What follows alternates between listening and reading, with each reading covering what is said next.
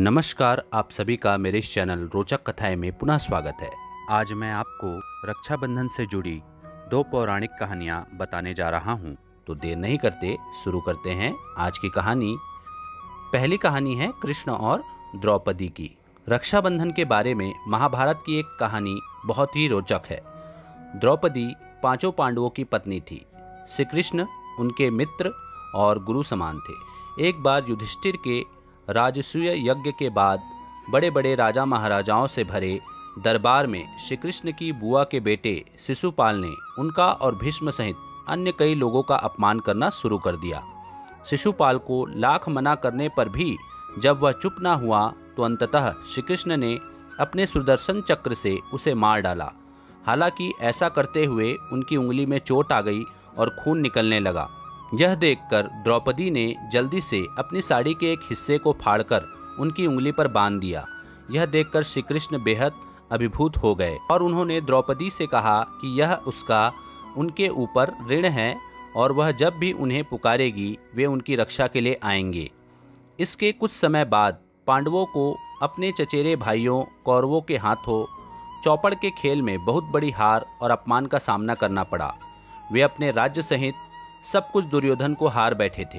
दुर्योधन के आदेश पर उसका भाई दुशासन द्रौपदी को जबरदस्ती दरबार में लेकर आया और उसके वस्त्र हरण की कोशिश करने लगा। अपमान और लज्जा से रोती द्रौपदी ने श्री कृष्ण को याद किया और उनके चमत्कार से कुछ ऐसा हुआ कि दुशासन साड़ी खींचता रहा, लेकिन वह एक कभी खत्म न होने वाला वस्त्र बन गया। इस तरह द्रौपदी का वस्त्र हरण होने से बच गया। अपने वचन के अनुसार श्री कृष्ण ने द्रौपदी की रक्षा की और उसकी लाज रखी। द्रौपदी ने कृष्ण की उंगली पर अपनी साड़ी का जो टुकड़ा बांधा था वह उसकी राखी ही थी। तो यह थी पहली कहानी। दूसरी कहानी है राजा बलि और देवी लक्ष्मी की। बहुत पहले की बात है। भगवान विष्णु एक कठिन परिस्थिति में फंस गए थे। उन्हें अपने ही भक्त प्रहलाद के पोते और असुरों के राजा बलि के द्वारपाल के रूप में खुद को छिपाने के लिए मजबूर होना पड़ा। भगवान विष्णु के लंबे समय तक घर से दूर रहने पर उनकी पत्नी देवी लक्ष्मी चिंतित हो गई। लक्ष्मी ने विष्णु का पता लगाने के लिए पृथ्वी पर जाने का फैसला लिया। वह एक ब्राह्मण स्त्री का अवतार लेकर राजा बलि के पास गई। उससे कहा, मेरे पति काम के लिए कहीं दूर चले गए हैं, क्या मैं आपके यहाँ शरण ले सकती हूँ? राजा बलि ने देवी लक्ष्मी का बहुत ध्यान रखा। वह यह बिल्कुल नहीं जान पाया कि ब्राह्मण महिला वास्तव में एक देवी थी। पूर्णिमा के दिन लक्ष्मी ने बलि की कलाई पर राखी बांधी और साथ ही उसकी सुरक्षा के लिए प्रार्थना की। यह देखकर बलि अभिभूत हो गया।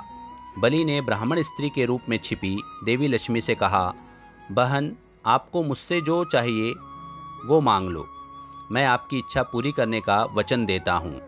इस पर देवी लक्ष्मी ने कहा, कृपया अपने द्वारपाल को मुक्त कर दें, वो मेरे पति हैं। यह सुनकर राजा बलि चौंक गया। तब भगवान विष्णु और देवी लक्ष्मी ने बलि के सामने अपना सच्चा रूप प्रकट किया। अपने वचन के अनुसार उसने भगवान विष्णु को अपने घर लौट जाने का अनुरोध किया। आज भी इसे भाई बहन के पवित्र प्यार को दर्शाती राखी की सबसे प्रसिद्ध कहानियों में से एक माना जाता है।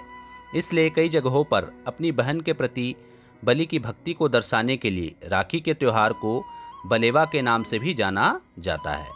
तो यह थी दूसरी कहानी। आशा करता हूँ आज का यह वीडियो आपको पसंद आया होगा तो मेरे वीडियो को लाइक कीजिए और मेरे चैनल को सब्सक्राइब कीजिए।